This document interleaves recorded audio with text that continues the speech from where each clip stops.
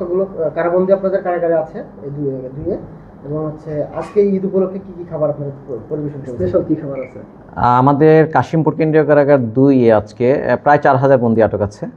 আমরা তাদের জন্য সকালবেলা পায়েস এবং মুড়ির ব্যবস্থা করেছি, দুপুরবেলা পোলাও, গরুর মাংস, খাসির মাংস, মিষ্টি ছিল, ড্রিঙ্কস, পান সুপারি এবং সালাদ, সাথে মুরগির রোস্ট ছিল। আর রাতের বেলা আমাদের ভাত আছে, মাছ আছে, আলুর দম আছে। তারা সকালে আজকে আমরা 8:30 ঈদের জামাত দিয়েছিলাম। আপনার বিচারাধীন এবং সশ্রম যারা আছে প্রত্যেকেই নামাজে অংশগ্রহণ করেছে এবং 7টি জামাতে আমরা ঈদের জামাতটা সম্পন্ন করেছি কারাবন্দীর অবস্থানরত বন্দীদের।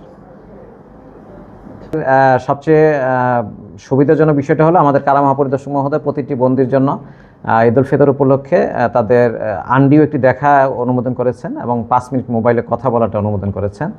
এবং 3 দিন, ঈদের দিন, তারপর দিন এবং তারপর দিন বাড়ি থেকে রান্না করা খাবার যারা নিয়ে আসবেন তাদেরকে আমরা পরীক্ষা করে যথাযথভাবে আমরা ভেতরে দেওয়ার ব্যবস্থা করব। আচ্ছা।